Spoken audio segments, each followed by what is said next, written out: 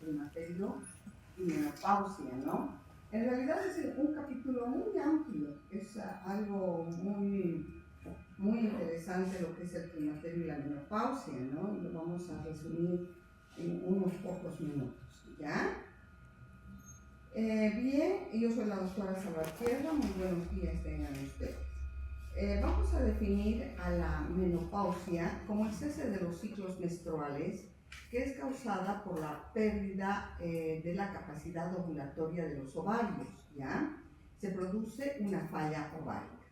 Deriva de la palabra griega menos y pauses, que significa final, ¿ya? La edad media que se presenta son los 52 años de vida, pero esto depende, por ejemplo, en nuestro país, en Cochabamba, es a los 48 años, y en otros países puede ser a los 50, 51 años. Pero por regla general se considera que es muy frecuente que se presente a los 52 años.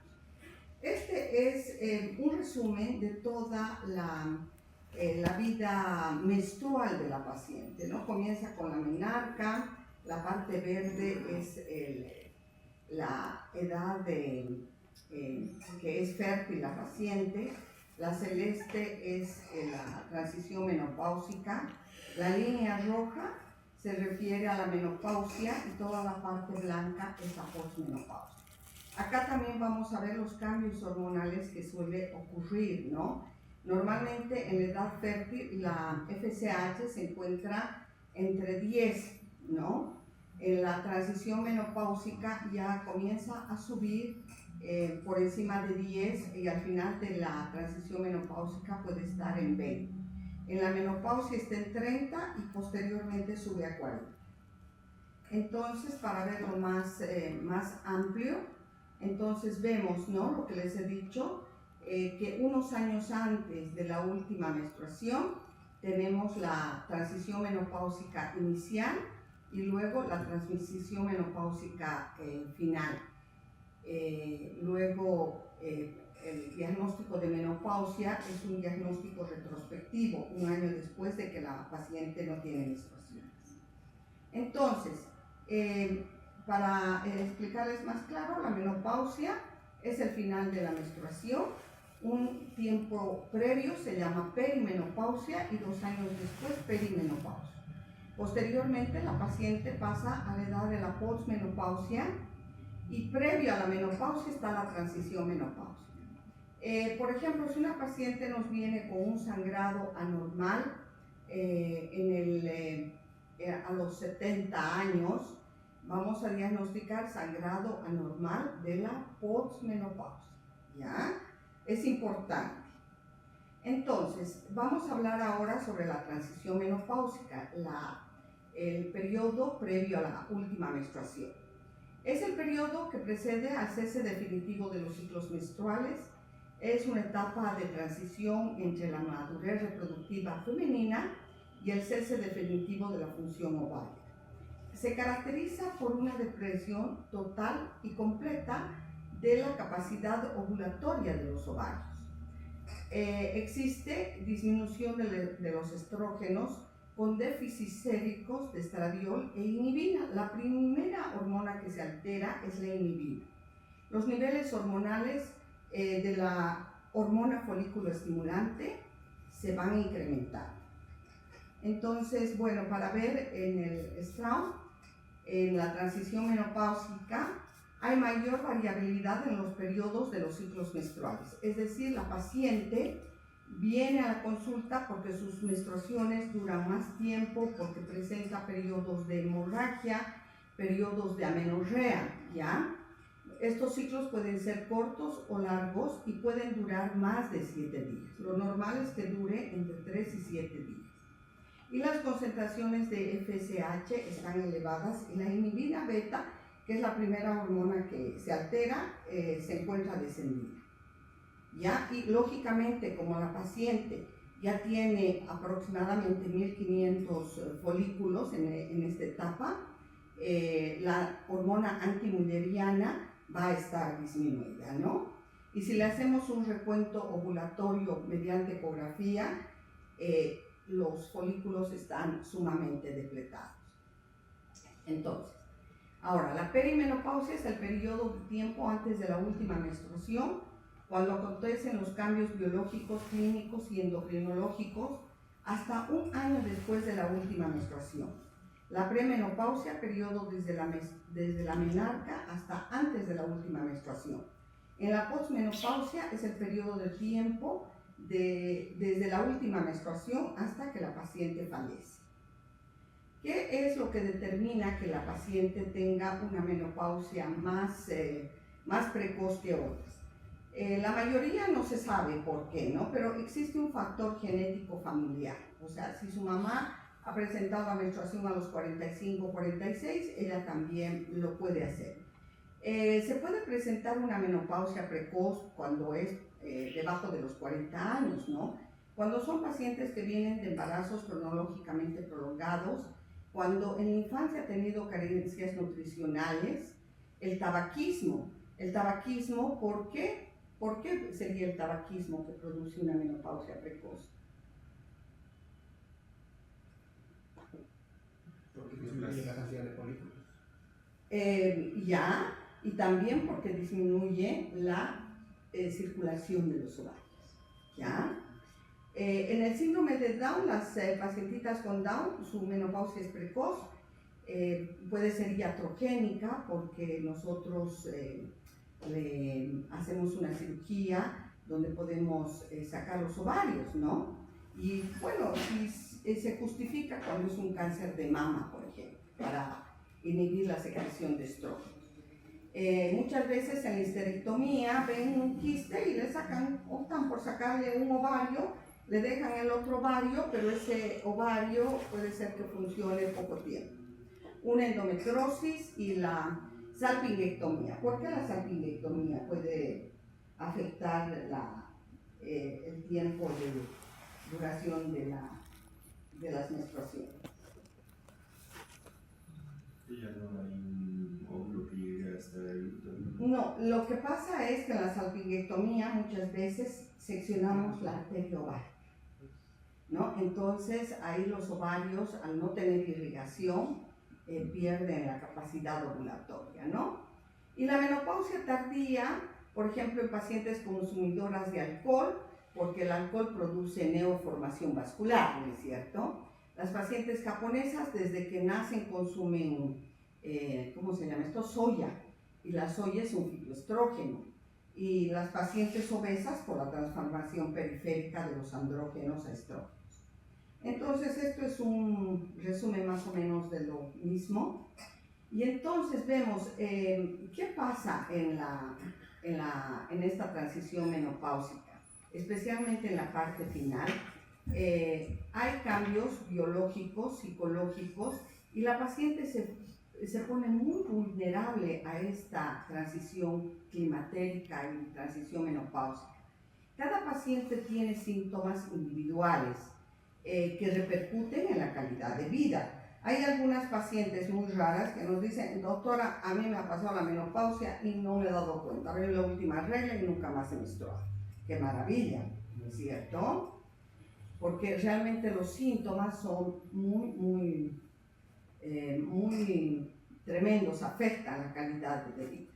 Entonces, en los cambios hormonales que vamos a encontrar, lo que primero se altera es la inhibina, ¿no es cierto?, que desciende.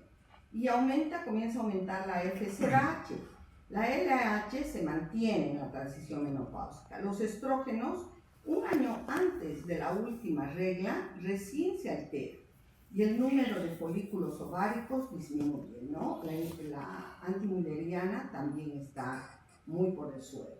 Entonces sabemos que el embrión tiene aproximadamente 5 millones de folículos primordiales, que cuando nace estos folículos son aproximadamente 5.000.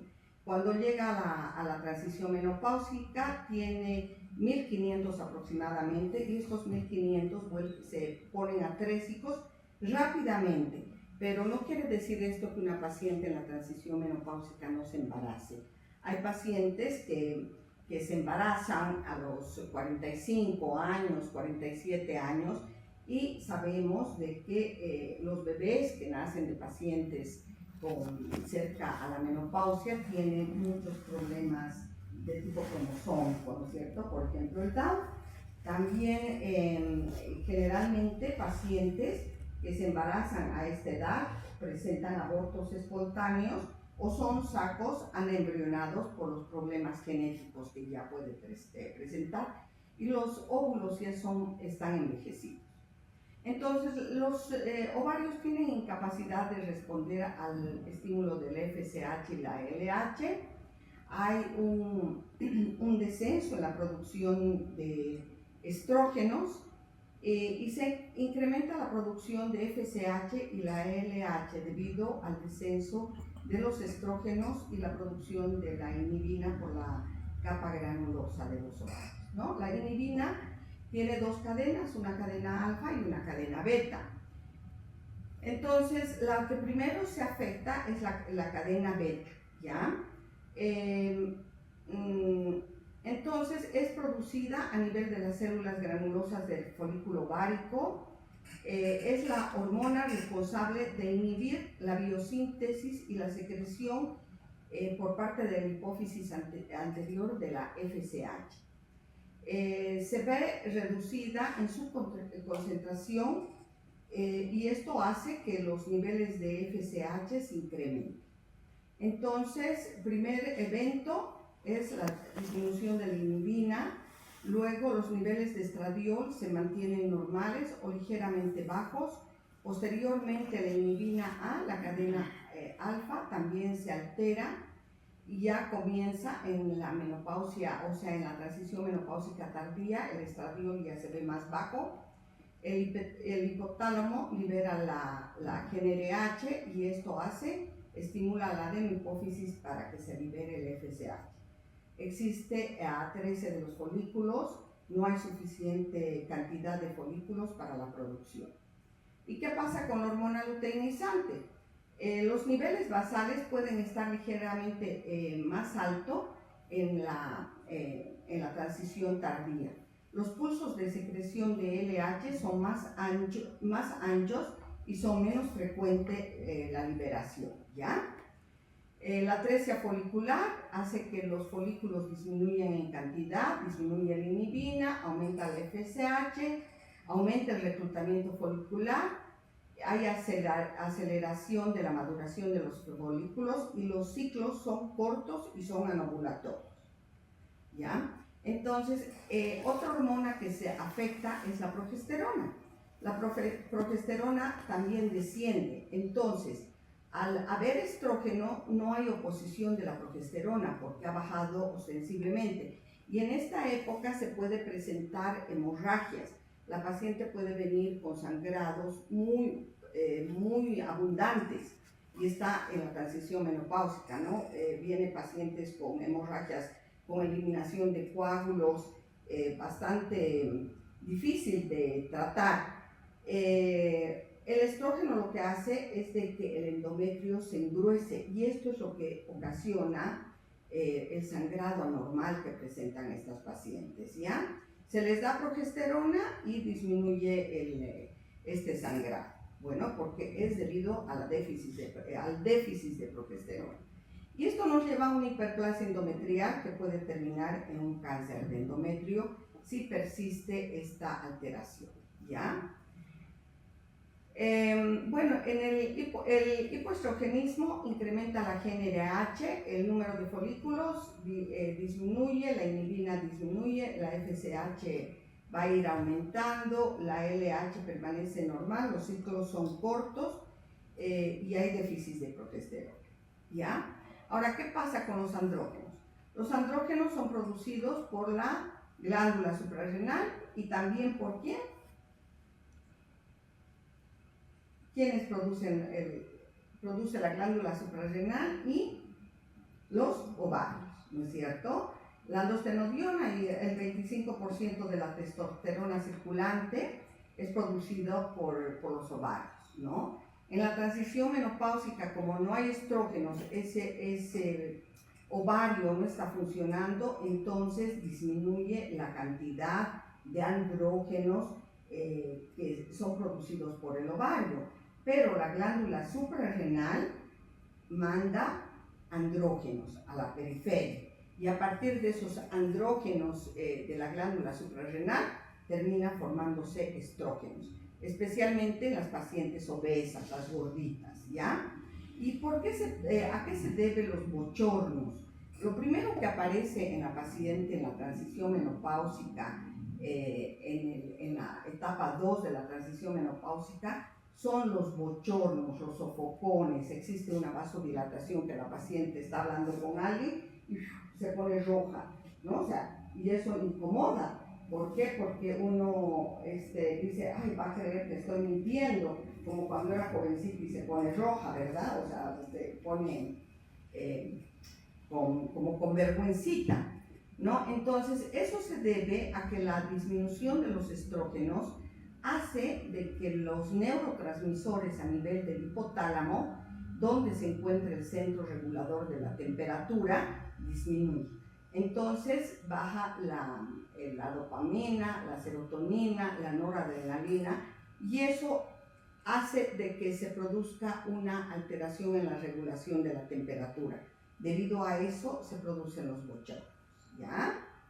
Ahora vamos a hablar sobre el climaterio.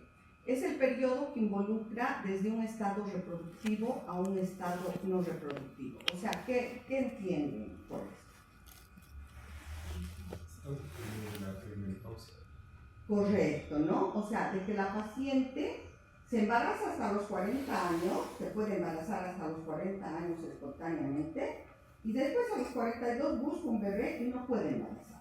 Entonces está comenzando el climaterio. Y el climaterio es un periodo muy largo, ¿no? Es todo el periodo, incluso la menopausia, es un evento que ocurre durante el climaterio. Pues llamamos menopausia y climaterio, ¿no? El climaterio viene de peldaños, ¿no? De la palabra griega climater, que significa peldaños, escalera.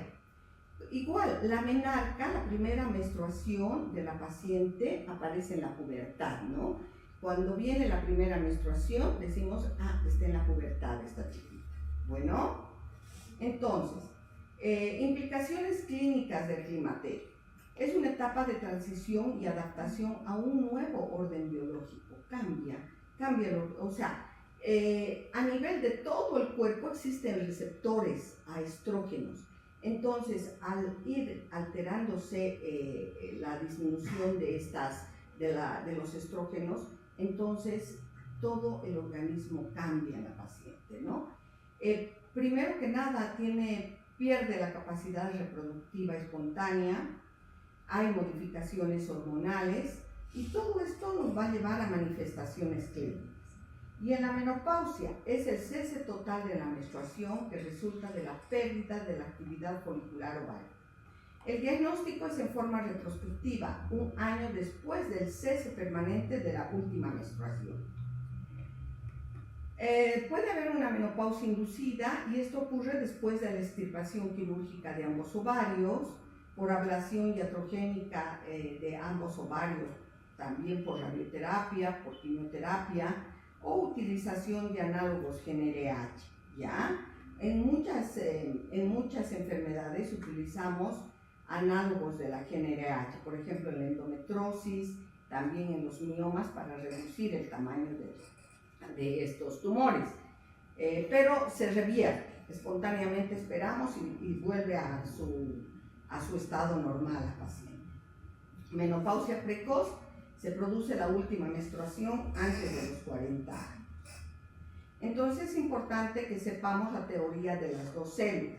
La hormona LH estimula a las células de la teca, ¿no es cierto? Y ahí el colesterol se va a transformar en progesterona, androstenediona y testosterona. Y la FSH estimula la granulosa del ovario.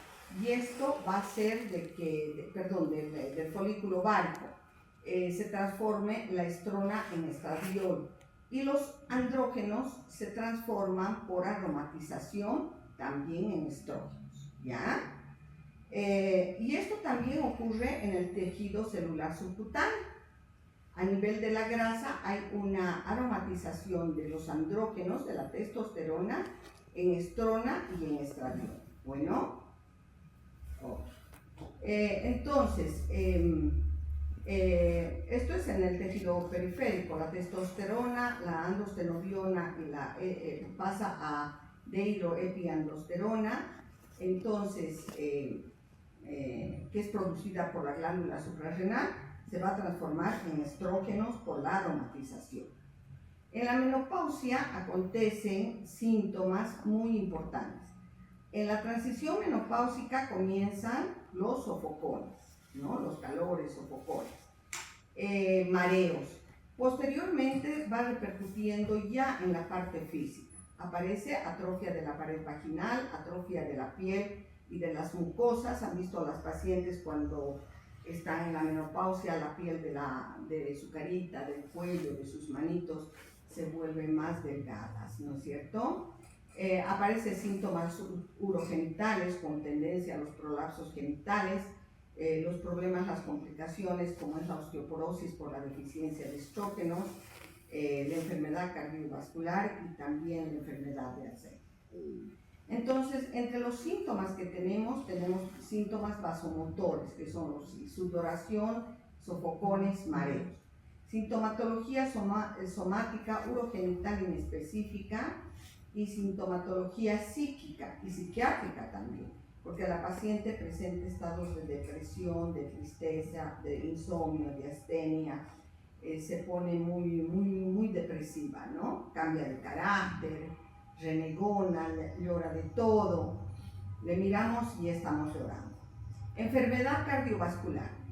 Cuando la paciente está joven, mientras tenga la cantidad de estrógenos adecuados, está protegida para enfermedades o eventos cardiovasculares.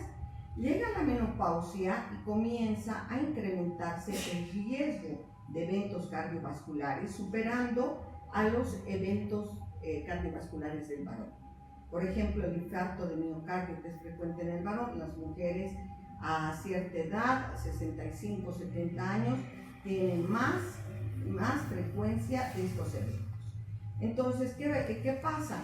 De que a nivel del hígado, ¿no es cierto? El colesterol comienza a producir, el colesterol se liga a las, ¿cómo se llama? A la a la HDL y a la LDL, ¿no es cierto?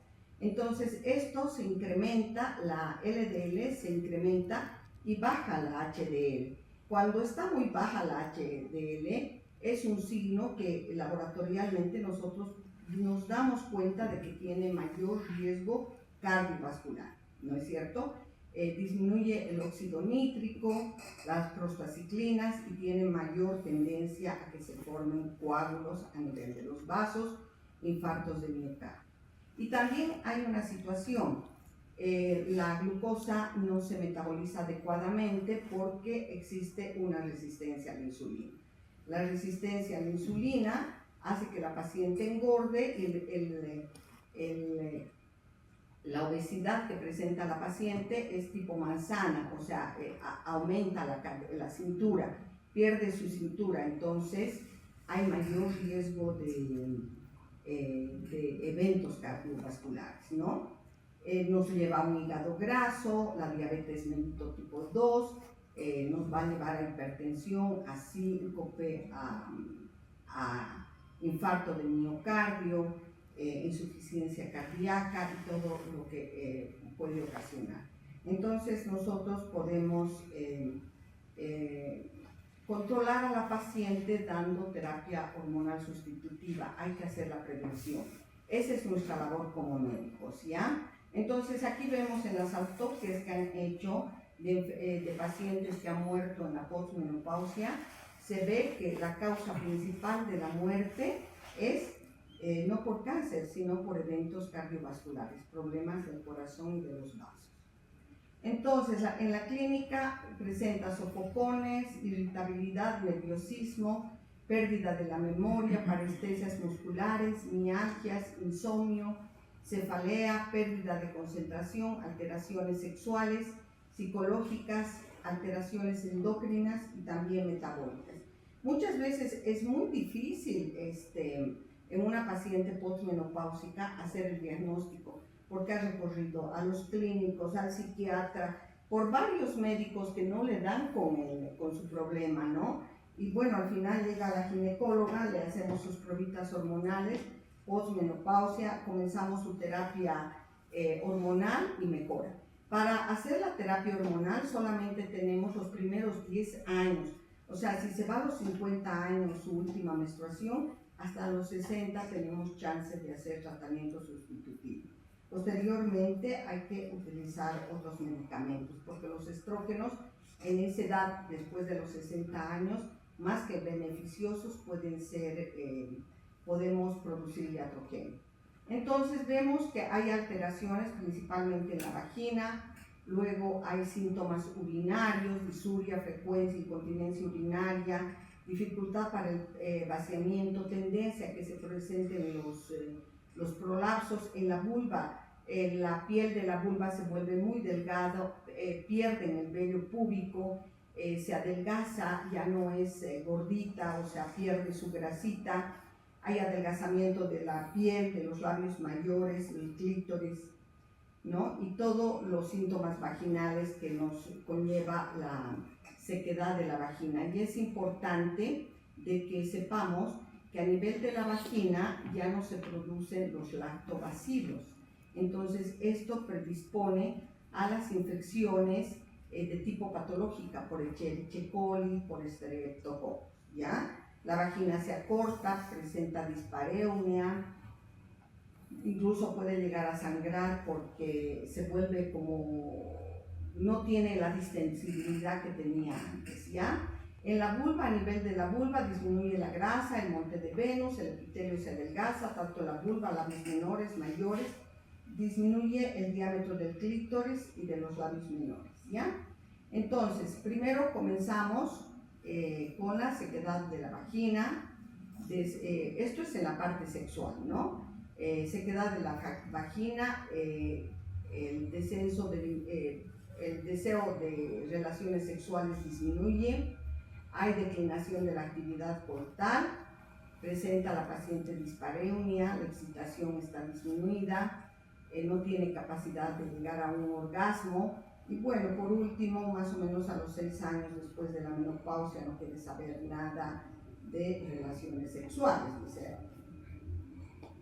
¿no? Ahora, atrofia urogenital. Esto es debido al origen embrionario de la vejiga, la uretra, el trígono vesical, que tienen el mismo origen con los genitales. Y por esta razón, la paciente tiene la incontinencia urinaria, el prolapso, infecciones urinarias a repetición, ¿ya? Y alteraciones psicológicas y del estado de ánimo, se sienten depresivas, empeoramiento de las habilidades sociales, o sea, todo lo que hago está mal, problemas de pareja, pérdida de la memoria, y hay disminución del rendimiento físico e intelectual. También repercute en las articulaciones, en los músculos en general y en el hueso, ¿no es cierto? Existe una tendencia a la osteoporosis y esto es debido a que disminuye la captación de calcio por el hueso, disminuyendo la densidad. O sea, hay mayor reabsorción de hueso, o sea, se va destruyendo el hueso y no se forma hueso nuevo, ¿ya? Afecta a la osteoporosis, a la columna, a la cadera y a las muñecas, ¿no? Y produce fracturas patológicas. Entonces, nosotros para hacer una evaluación clínica a la paciente, esto nos va a permitir mejorar la calidad de vida de la paciente, ¿no? Que tenga una vida más confortable, que tenga un balance físico, psicológico adecuado y también con su intelecto, ¿no? El objetivo es mejorar principalmente la calidad de vida y prevenir estas complicaciones.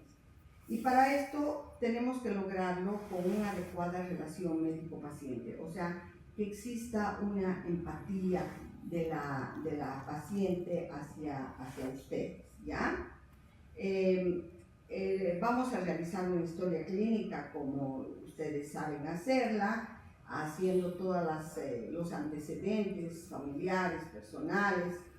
Vamos a hacer hincapié si no ha tenido fracturas, ¿no? Cómo han sido sus partos, sus antecedentes ginecológicos, qué cirugías previas ha tenido, y vamos a indagar un poco sobre su historia sexual, aunque es un poco difícil y la paciente difícilmente nos va a comentar, ¿no? Ajá. Bueno, al hacer el interrogatorio nosotros tenemos que darnos cuenta el estado de conciencia de la paciente, cómo es su memoria, su lenguaje, su humor, el afecto que tiene, el contenido de pensamiento, si está deprimida, porque muchas pacientes vienen y se ponen a llorar, ¿no? O sea, se quejan de sus hijos, ¿no? Y vemos esta señora está depresiva y necesita un apoyo psicológico. Vamos a ver sus hábitos y costumbres, porque a algunas les gusta tomar alcohol, también si fuma. Si fuma no le podemos dar estrógenos porque podemos aumentar una trombosis, ¿no? Si practica ejercicios, y también tenemos que estimularle a que 3 veces a la semana por lo menos haga ejercicios, vaya a caminar, haga algún deporte sin ser muy fuerte. Lo más factible para las pacientes en la edad de la menopausia, porque tienen osteoporosis, es que caminen, ¿ya? Y también puede hacer ejercicios en el agua, ¿no? Porque se sienten más livianas y pueden hacer mucho más ejercicios, pero que no naden, porque al nadar se pueden fracturar. La dieta, les vamos a corregir la dieta, que tenga una dieta con proteínas, hidratos de carbono, pocas grasas, que quite, por ejemplo, el aceite, que utilice aceite de oliva, que evite la mantequilla y las grasas, ¿no? Y el manejo del estrés, que lo podemos manejar con la psicóloga.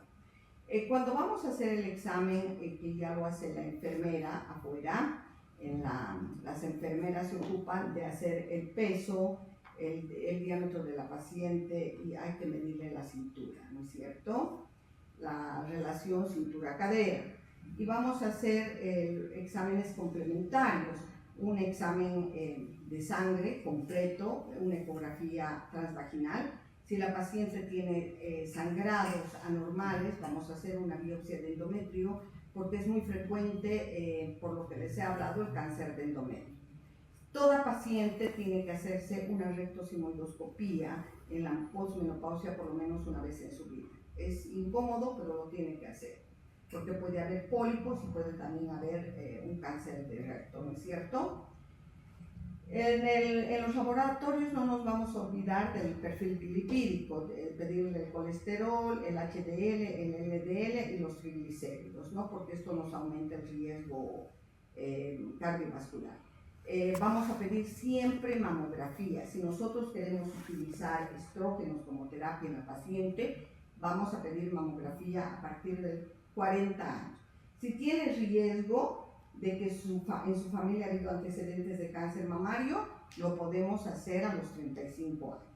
Vamos a evaluar si la paciente tiene varices, porque si son varices muy importantes, no le vamos a dar estrógenos, ¿ya? Y siempre la densitometría ósea. Las estrategias de atención especializada en términos de cambios físicos, mejorar que baje de peso, de los síntomas, tenemos que aliviar los síntomas, y vamos a modificar su estilo de vida. Si fuma, que deje de fumar, le vamos a explicar por qué, que tenga una vida más sana, que haga ejercicios, y vamos a prevenir principalmente las complicaciones, ¿no? Y vamos a dar medicamentos para aliviar los síntomas, evitar el riesgo de complicaciones cardiovasculares, la osteoporosis y el Alzheimer.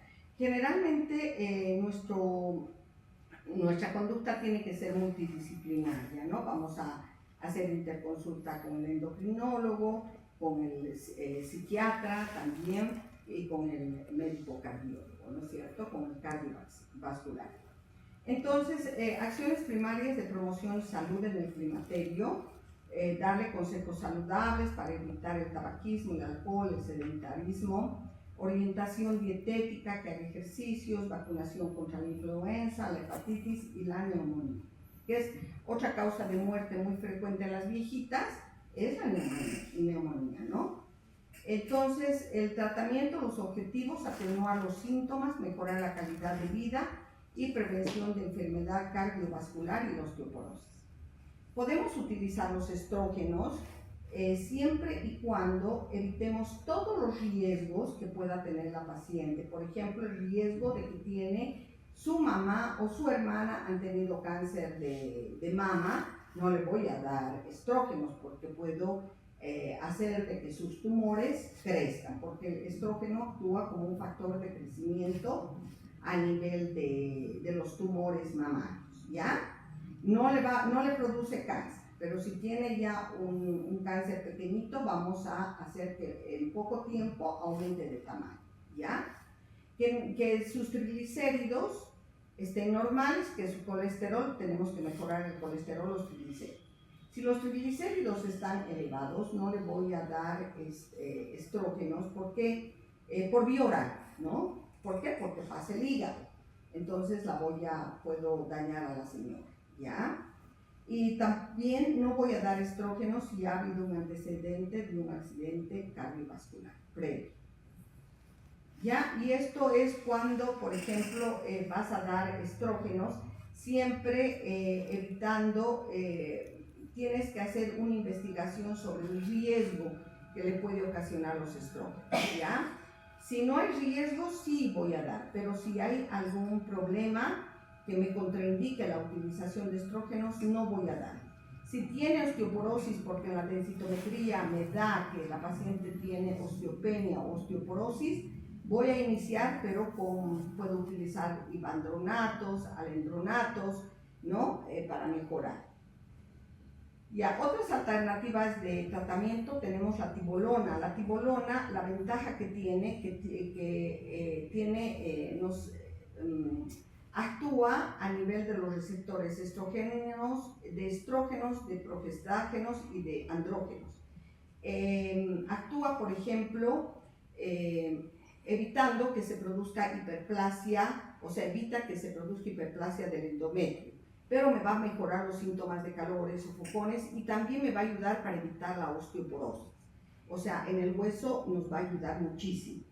Podemos utilizar moduladores selectivos de los receptores estrogénicos, los SERT, los inhibidores de la aromatasa, los alendronatos, ivandronato, ácido zoledrónico, denosumab, que esto es cuando la paciente tiene osteoporosis o riesgo de osteoporosis, ¿no? Una osteopenia. Podemos utilizar también los inhibidores de la recaptación de la dopamina, como los ansiolíticos, la serotonina, ¿cómo se llama estos medicamentos? Los antidepresivos, ¿no? Fitoestrógenos, la simifuga racemosa, las isoflavonas de soya, las isoflavonas de la red Glover y el maca, que es muy usado el maca porque también es como que les da energía. Generalmente van a ver que casi la mayoría de los ginecólogos utilizan fitoestrógenos, especialmente para disminuir los síntomas vasomotores, ¿ya? Y también para disminuir el riesgo a la osteoporosis utilizamos bastante los alendronatos, el ivandronato, ¿ya? Entonces, en conclusión, los cambios endocrinológicos que suceden tanto en la perimenopausia como en la posmenopausia deben alertar al clínico de manera temprana para poder incidir en los aspectos preventivos. Principalmente nuestra labor es de prevención, que no tenga problemas la paciente de tipo cardiovascular, osteoporosis, y que llegue a una vejez en un estado óptimo, ¿no es cierto? Que no ocurra, porque si, digamos, se fractura, hay que prevenir antes de que le ocurra una fractura a la paciente. Podemos dar, ya tienes osteopenia, comenzaremos, Y otra cosa, jóvenes, es importante que se utilice la leche, o sea, que tomemos leche, nos acostumbremos a tomar leche desde jóvenes. O sea, cuando somos niños tomamos mucha leche, ¿no? Pero continuemos tomando leche todos los días, porque el calcio nos va a ayudar y tampoco vamos a tener intolerancia a la lactosa si tomas leche toda tu vida, ¿no? Pero si dejas de tomar ya te viene la intolerancia a la lactosa, ¿verdad? Entonces, la labor nuestra principalmente y de ustedes va a ser prevenir, porque esto es de atención primaria, en el primer nivel. No tenemos que darnos cuenta de los problemas que tienen los pacientes, ¿ya? Y nuestra función es esa, el joven. Entonces, bueno, esta bibliografía de donde se ha sacado y muchísimas gracias por su atención. ¿Tienen alguna pregunta? Cuéntenme.